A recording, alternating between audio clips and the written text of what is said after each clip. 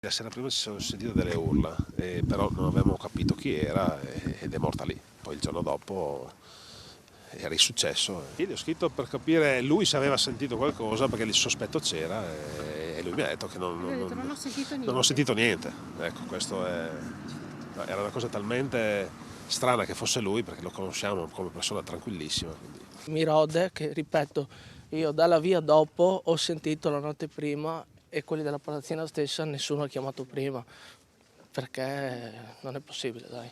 Sono sgomenti i residenti di via Tiepolo per il dramma accaduto. Dopo le urla sentite la notte prima si chiedono come mai nessun vicino nella palazzina abbia avvertito i carabinieri già il giorno precedente.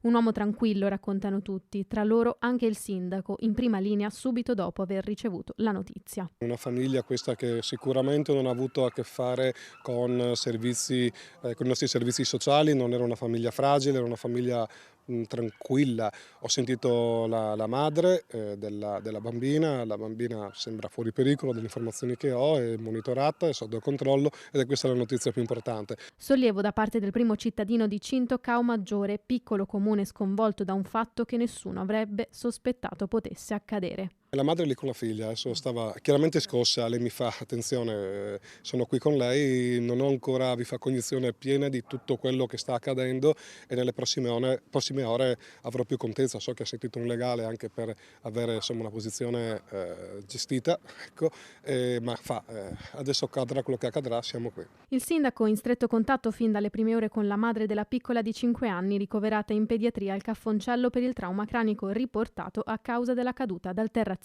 Cosa secondo me anche importante è che anche la madre stessa mi ha sottolineato che non c'era sospetto di violenza, non si sta parlando di un padre violento che in qualche maniera abbia mai manifestato degli atteggiamenti o in qualche maniera fatto capire di essere pericoloso, questo no, l'ha escluso lei stessa, quindi quello che è accaduto sembra un classico esempio di fulmine a ciel sereno che adesso gestiremo.